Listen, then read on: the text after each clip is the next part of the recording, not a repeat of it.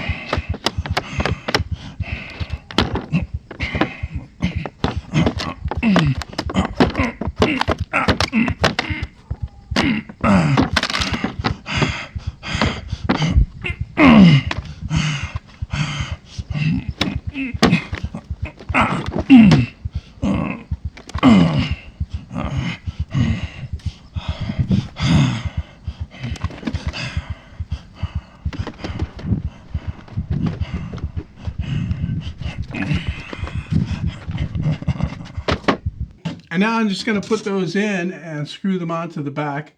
They're just mainly there to block that so that nothing can fall down behind. So I wasn't really careful with how they looked. They're a little bit beat up, but that's okay. I had the back panel put in. Put the shelf supports back in. I had to trim a little bit off because of the back that I put in there. Same deal with the shelf itself. I had to trim a little bit off so that it would go back in. And of course, it's the same thing for over here.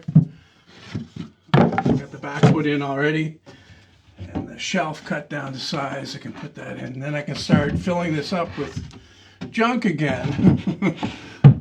I took the time to make some simple handles for the cabinet doors here. I made a separate video on that if you want to check that out. The link is in the description. Anyway, what I've got here are the two tip-out bins that I had in my last chop saw station that hold the saw blades that I have or use most often. This is actually a great system. I really like the way the blades go in there, vertical like that, sitting in slots. There's enough space in between the slots to get my fingers in and grasp the blade firmly. The last thing you want to do is take one of these out and drop it on the concrete floor. So I need a place that I can put all of these blades and just pull out, like a drawer, and just pull it out and grab whatever blade I need whenever I need it. I also want to make storage space for my dado blade set. Previous to this, I made this wall-mounted rack right here. It's convenient, but it does get covered with dust and it's taking up valuable wall space that could otherwise be used for something else. I worked out a bit of a plan and SketchUp on how I want the drawer to be, at least for the blades. I'm not sure about the dado set yet. I figure I'll do that after I get the blade part sorted out. And I'm going to be building it from this 3/4 inch plywood here. I really want strong plywood for this because it's going to have a lot of weight in there, first of all. And like I said before, it's not a full box. It's just more or less a frame and then a subframe that carries the blades plus some more stuff. So it really has to be strong. Okay, well, I need the sides that go in to be 22 inches long. That's the length of the drawer slide. Not really much point making it longer than that.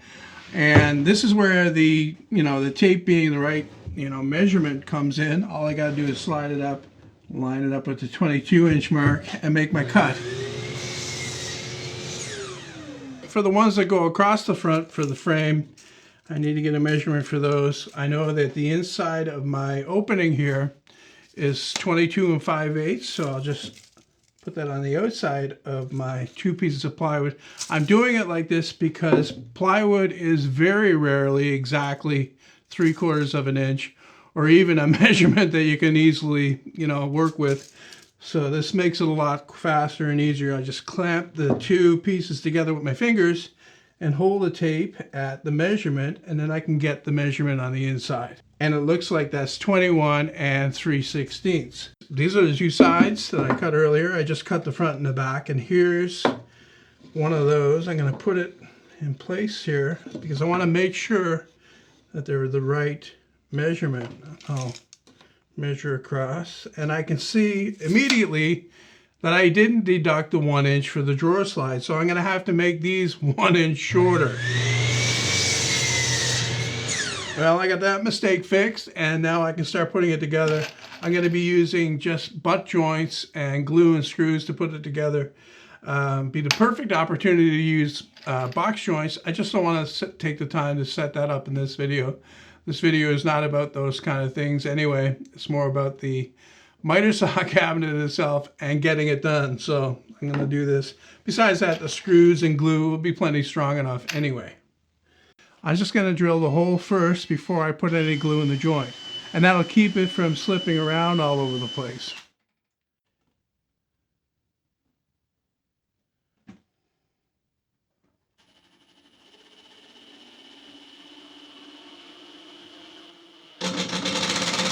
You see where that little piece broke out in the front there? One way to avoid that is to drill countersinks. The other way is to move further in and drill in on an angle. That way you're not so close to the edge and you're less likely to pop that piece out.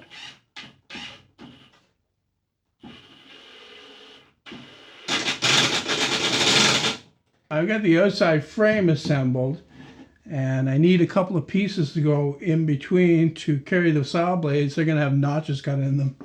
And whenever possible, I like to measure, rather than using a tape, I'll take the piece that I'm going to cut and put it right in the opening and make a mark on it. And that way I know for sure that it's in there, and that way I really can't mess up like I did with the other thing there. Before I can put these in, I've got to cut slots in them, just like I did with the other ones there. There's lots of different ways you could overcomplicate this, but what I'm going to use is my mini table saw sled, and I've just marked lines on the front of the piece here, spaced 1 inch apart, and I'm going to make saw cuts that are a little bit thicker than 1/8 of an inch. I found with the other one there that the blades fit in there better when they're a little bit more than the thickness of the blade. To fasten these in, I'm just going to use 2-inch screws and no glue. And that way, if I want to change it in the future, or if it gets damaged at some point, I can easily take it out and put a new one in.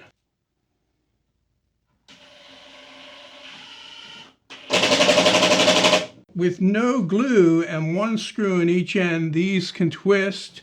So what I'm going to do is I'm going to add a bridge to the middle here. And this one I will glue in. I just want to make sure that it's in between the slots that I cut.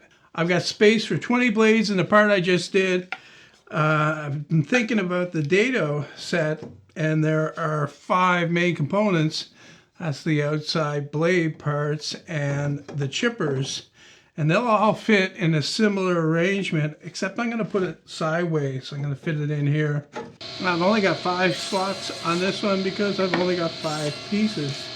To hold the shims in the same way as that, I'm going to actually go across again with 2 pieces. I will have 4 slots to hold the shims upright, so I can just pluck them out as I need them.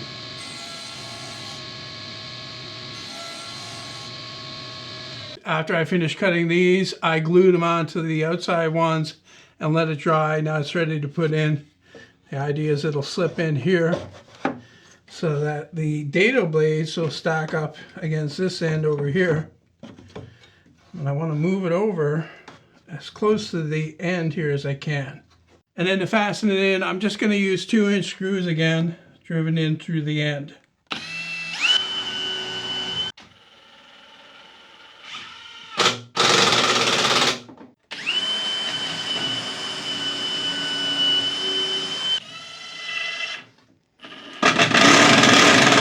All right, so I've got the drawer slides installed.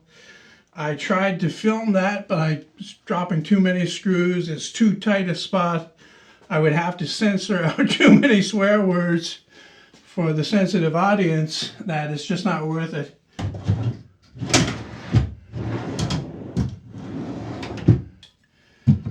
I like it when everything's neatly laid out like this. And all I need to do is open the drawer and grab what I need. And then when I'm done with it, I can put it exactly back where it needs to go. Same thing with the blades. Like I say, I've got 20 slots here. I don't think I have 20 blades, so I've got more than enough, which is a good thing. Well, like I said, I've got more blades around here, and I guess I'll find them when I actually clean up the workshop. I've got an empty space over here still. I'm not sure what I want to put in here yet. I may get another dado stack, a bigger one, and that'll be, the place to put that. It all depends. So I might, think of something else that could go in that space, but it's there in case I need it.